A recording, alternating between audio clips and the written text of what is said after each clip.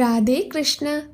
இந்த உலகத்துல நாம மனுஷங்களா பிறந்திருக்கோம். பிறந்த மனுஷன் சரியா செயல்படணும் அப்படின்னா அவனுக்கு அன்பு என்ற ஒரு ஆயுதம் தேவைப்படுகின்றது.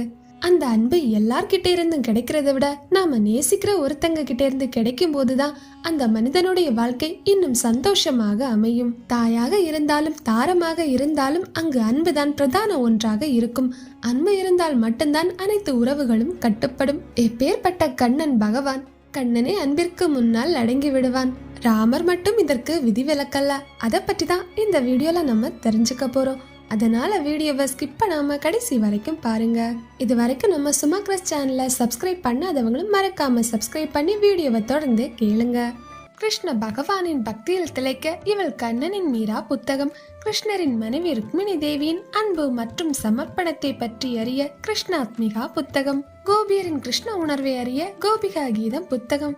இந்த புத்தகங்களை வாங்கி படித்து பயன்பெற 7397669940 என்ற வாட்ஸ்அப் எண்ணை தொடர்பு கொள்ளவும். கூடுதல் தகவல்களுக்கு சுமாக்ரஸ் இன்ஸ்டாகிராம் பக்கத்தில் தொடர்பு கொள்ளவும். ஹரே கிருஷ்ணா.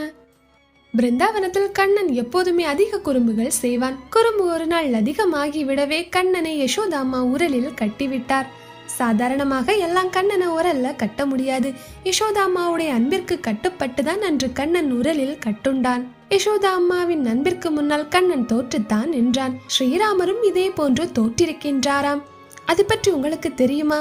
அது மட்டும் இல்லாம யார்கிட்ட ஸ்ரீராமர் தோற்று போனார் அப்படிங்கறதையும் நாம தெரிஞ்சுக்கணும். வனவாச காலத்தில் ஸ்ரீராமருக்கும் சீதா தேவிக்கும் இடையே கோதாவரி நதியில் வைத்து ஒரு நீச்சல் போட்டி ஆரம்பமாகின்றது. நதிக்கு நடுவில் ஒரு பாறை இருக்கின்றது. அந்த பாறையை யார் நீந்தி முதலில் தொட்டுவிட்டு கரைக்கு வந்து சேர்க்கின்றார்களோ அவர்களை வெற்றியாளர் என்பதுதான் அந்த போட்டியின் விதி. அந்த பாறைக்கு மேல நடுவராக அமர்ந்திருக்க கூடியது ராமருடைய தம்பியான லக்ஷ்மணர். போட்டி ஆரம்பமாக போகுது. ராவணன் என்ற அரக்கனை அழித்தொழிக்க அவதரித்தவர் தான் ஸ்ரீராமபிரான். அவருக்கு இதெல்லாம் ஒரு போட்டியா என்ன? ஸ்ரீராமருக்கும் சீதா தேவிக்கும் ஒரு வழியாக போட்டி ஆரம்பிக்கின்றது. கரையிலிருந்து சீதா தேவி 15 அடி தூரத்தை கடப்பதற்குள் ஸ்ரீராமபிரான் பாறையை தொட்டுவிட்டார். அது மட்டுமல்லாமல் பாறையை தொட்டுவிட்டு திரும்பி பாதி தூரத்தையும் கடந்து வந்து கொண்டிருக்கின்றார். மறுபக்க சீதா தேவி இறுகிய முகத்துடன் மூச்செழுத்துக் கொண்டு கைகளை வீசி கால்களை உதைத்து பாறையை நோக்கி நீச்சல் அடித்து போய்கொண்டிருக்கின்றார். ஒருமுறை பரிதவிப்பில் இருக்கக்கூடிய சீதா தேவியின் முகத்தை ராமபிரானும் பார்க்கின்றார். அவருடைய மனதில் ஒரு யோசனை வருகின்றது. இங்கே அரக்கனுடனா எனக்கு போட்டி நடைபெறுகின்றது. யாரை வெல்ல நான் இப்படி மல்லு கட்டி கொண்டு நிற்கின்றேன்? வெற்றி பெறும் விதமாக வெறித்தனமாக இப்படி நீச்சல் அடிக்கிறேனே. சீதா என்னுடைய பிரிய சகி அல்லவா? என் அன்புக்குரிய மனைவி அல்லவா? அவளை தோற்கடித்து விட்டு அந்த வெற்றியை நான் எங்கு சென்று கொண்டாடுவேன்? ஒரு பகையாளியை தோற்கடிக்க கூடிய புத்தியுடன் அல்லவா இந்த போட்டியில் சீதையுடன் பங்கேற்றிருக்கின்றேன் என்று ஸ்ரீராமபிரான் நினைக்கின்றார். நினைத்த மாத்திரத்திலேயே அப்படியே தண்ணீருக்குள் மூழ்கிவிட்டார். அங்கேயே அப்படி அமர்ந்து கொண்டார். இந்த நேரத்துல சீதா தேவி வேகமா நீச்சல் அடிச்சு கரைய கடக்குறாங்க. சீதா தேவி வெற்றியும் பெறுகின்றார். இதுவரை நடுவராக இருந்தது யார்? லக்ஷ்மணர். திடீரென்று காட்சி மாறியதையும் பார்க்கின்றார். சீதா தேவி வெற்றி அடைந்ததை அடுத்து அந்நியாருடன் சேர்ந்து அண்ணனை கேலி செய்ய ஆரம்பித்தார். அடடா, என்ன அண்ணா இப்படி அநியாயமா தோத்து போயிட்டீங்களேன்னு ராமரை கேலி செய்யறாரு லக்ஷ்மணர். சீதா தேவியை விடல, ராமரை வெகுவாவே கேலி செய்யறாங்க. சீதா தேவியோட அன்புக்கு கட்டுப்பட்டுதான் ராமபிரான் இந்த விஷயத்த செஞ்சிருக்காங்க. சீதா தேவி அசோக வனத்தில் சிறையில் இருந்தபோது ராமரை நினைத்தபடியே இருந்தார். அங்கு ஹனுமன் வந்தபோது இந்த சம்பவங்களை எல்லாம் எடுத்து சொன்னார். நான் அவருடன் எப்படியெல்லாம் சந்தோஷமாக குதூகலமாக வாழ்ந்தேன் தெரியுமா என்று ஏக்க பெருமூச்சு விட்டார் சீதா தேவி.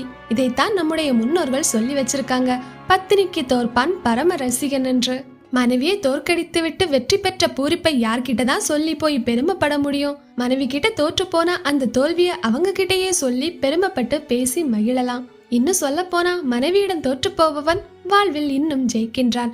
ஆக பெற்றோர்களுக்கு கட்டுப்படுகின்றான் கண்ணன், மனைவிக்கு விட்டு கொடுக்கின்றார் ராமபிரான். இதுல இருந்து நமக்கும் தெளிவா ஒரு பாடத்தை உணர்த்தி இருக்காங்க. இதை உணர்ந்து தெளிந்து செயல்படும் போதுதான் நம்முடைய வாழ்க்கையும் சிறந்ததாக அமையும். ராமருடைய மாய தோற்றத்தை கொண்டு வந்து சீதா தேவியுடன் ராவணன் நீட்டினான். அப்போது சீதா தேவி கலகல என்று சிரித்தார். ஏனென்றால் ராமர் சாகவில்லை என்று சீதைக்கு தெரியும். அப்படி சீதா தேவி சொல்றதுக்கு ஒரு காரணமும் இருக்கு. எப்போது நான் உயிருடன் இருக்கின்றேனோ அப்போது அவரும் உயிருடன் இருக்கின்றார் என்பதுதான் அர்த்தம்.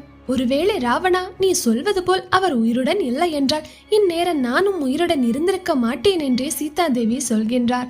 இதுதான் நீ இன்றி நான் இல்லை, நான் இன்றி அவன் இல்லை என்பதும். பரஸ்பரம் இந்த முக்கியத்துவத்தையும் பேரன்பையும் நாம உணரணும். அப்படி இருக்கும்போதுதான் ஒரு தம்பதிகளை யாருமே எதுவும் செய்துவிட முடியாது. அன்பும் மரியாதையும் பரஸ்பரம் இருவருக்கும் இருந்தால் மட்டுமே ஒரு ரிலேஷன்ஷிப் நல்லாவும் இருக்கும்.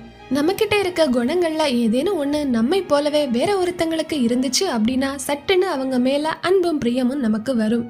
அப்படித்தான் பகவானுடைய குணங்கள் நம்முடைய குணங்களாக இருந்துவிட்டால் பகவான் நமக்கு நண்பனாக பிரியமுள்ளவராக வாஞ்சி உள்ளவராகவே இருப்பார். எவ்வளவு தூரத்துக்கு நம்ம நேசிக்கிறவங்க மேல நம்ம அன்பை காட்டுறோமோ அதே மாதிரியான அதை விட அதிகமான நேசத்தை கிருஷ்ண பகவான் கிட்ட வையுங்க.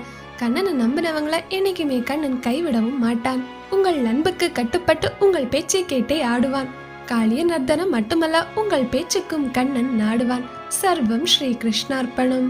இந்த வீடியோ பதிவு உங்களுக்கு பிடிச்சிருந்தா மறக்காம வீடியோவை லைக் பண்ணி உங்க நண்பர்களுக்கு உறவினர்களுக்கு ஷேர் பண்ணுங்க. இன்னொரு வீடியோ பதிவுல சந்திக்கலாம். கிருஷ்ணா கிருஷ்ணா, ராதா ராதா.